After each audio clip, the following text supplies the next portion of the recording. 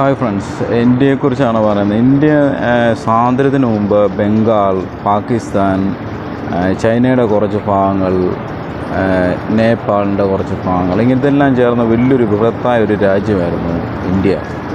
ഇന്ത്യയിലെ സ്വാതന്ത്ര്യത്തിന് മുമ്പ് ഇന്ത്യയെ ഭരിച്ചുകൊണ്ടിരുന്ന രാജാക്കന്മാരായിരുന്നു. അതിനുശേഷം സ്വാതന്ത്ര്യത്തിന് ശേഷം ബ്രിട്ടീഷുകാർ നമ്മുടെ ഇന്ത്യയെ സ്വാതന്ത്ര്യത്തിന് ഈ സമയത്ത് ഈ രാജ്യങ്ങളെല്ലാം ഒരേ രീതിയിലാണ്. പിന്നീടാണ് വിഘടനം, അല്ലെങ്കിൽ ഓരോ രാജ്യങ്ങളായിട്ട് ബംഗ്ലാദേശ് വിഭജിച്ചു, ചൈനയുടെ കുറച്ച് ഭാഗങ്ങൾ ചൈന കൊണ്ടുപോയി, അതുപോലെ തന്നെ പാകിസ്ഥാൻ വിഭജിച്ചു. ഇങ്ങനെ ഇന്ത്യ വിഭജിച്ച് ഇപ്പം കാണുന്ന ഇന്ത്യയുടെ രൂപം ഉണ്ടായത്. അതിനു മുമ്പ് ഇന്ത്യ എന്ന് പറയുന്ന വലിയൊരു രാജ്യമായിരുന്നു. രാജ്യത്തെന്ന് പറഞ്ഞാൽ ഇന്ന് കാണുന്ന ഇന്ത്യയിലെ ഇപ്പം ചൈനയുടെ പല ഭാഗങ്ങളും ഇന്ത്യയുടെ ഭാഗമായിരുന്നു. അത് സ്വാതന്ത്ര്യത്തിന് മുമ്പും സ്വാതന്ത്ര്യത്തിന് ശേഷവുമുള്ള ഇന്ത്യ എന്ന് പറഞ്ഞാൽ വളരെ അതായത് ഹിസ്റ്റോറിക്കലി നോക്കുകയാണെങ്കിൽ വളരെ ബൃഹത്തായൊരു രാജ്യമായിരുന്നു ഇന്ത്യ. പക്ഷെങ്കിൽ അത് സ്വാതന്ത്ര്യത്തിന് ശേഷം ഇന്ത്യയുടെ സമ്പദ് വ്യവസ്ഥയൊക്കെ തകിടം മറിഞ്ഞാണ് സ്വാതന്ത്ര്യത്തിന് ശേഷം നമ്മുടെ കയ്യിൽ ഇന്ത്യ കിട്ടുന്നത്. ഇന്ന് കാണുന്ന ഇന്ത്യയാക്കിയതിൽ ഒരുപാട് പ്രയത്നങ്ങളുണ്ട്. കാരണം സ്വാതന്ത്ര്യത്തിന് ശേഷം ബ്രിട്ടീഷുകാർ ഇന്ത്യയെ ഒരുപാട് നശിപ്പിച്ചെന്ന് പറഞ്ഞാൽ ഒരുപാട് രീതിയിൽ സാമ്പത്തികമായി ചൂഷണം ചെയ്തിട്ട് ഇന്ത്യയുടെ സ്വത്ത് ഫുള്ളും കൊള്ളയടിച്ചുകൊണ്ടാണ് അവർ നമ്മുടെ സ്വത്തെല്ലാം അവർ കൈക്കലാക്കിയത്.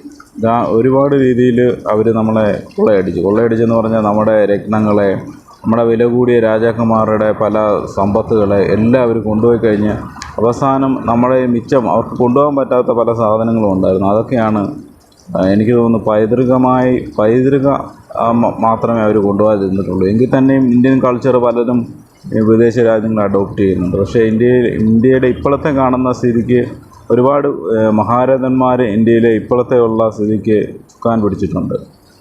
അത് നമ്മൾ വിസ്മരിച്ചുകൂടാ. കാരണം ഇന്ത്യയുടെ ഇപ്പോഴത്തെ സമ്പദ് വ്യവസ്ഥയും അന്നത്തെ സമ്പദ് വ്യവസ്ഥയും വെച്ച് നോക്കുമ്പോൾ മറ്റു രാജ്യങ്ങളെ അപേക്ഷിച്ച് പലരും. പക്ഷേ അതേ സംബന്ധിച്ച് വേറൊരു കാര്യം എന്ന് പറഞ്ഞാൽ നമ്മുടെ അയൽ രാജ്യങ്ങൾ, ബംഗ്ലാദേശ് ആണെങ്കിലും പാകിസ്ഥാൻ, മറ്റ് രാജ്യങ്ങളാണേലും അവരും നമ്മുടെ അത്രയും സാമ്പത്തിക ശേഷി ആയിട്ടില്ല. അവർ പലരും ഇന്ത്യയുടെ ഒപ്പം പോലും എത്താൻ ശ്രമിച്ചിട്ട് അവർ നടക്കാത്ത പല സംഭവങ്ങളുണ്ട്. എല്ലാം നമ്മൾ വിസ്മരിച്ചുകൂടാ. ഇന്ത്യയിലെ എല്ലാ സ്വാതന്ത്ര്യ സമര സേനാനികൾക്കും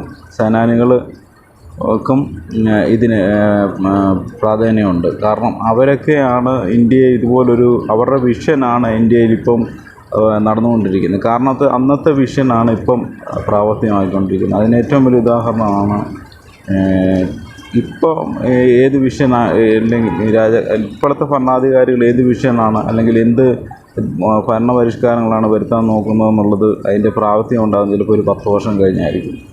അപ്പോൾ ഇന്ന് കണ്ട സ്വാതന്ത്ര്യത്തിന് മുമ്പുള്ള ഇന്ത്യയും സ്വാതന്ത്ര്യത്തിന് ശേഷമുള്ള ഇന്ത്യയും രണ്ട് ഇന്ത്യയാണ്.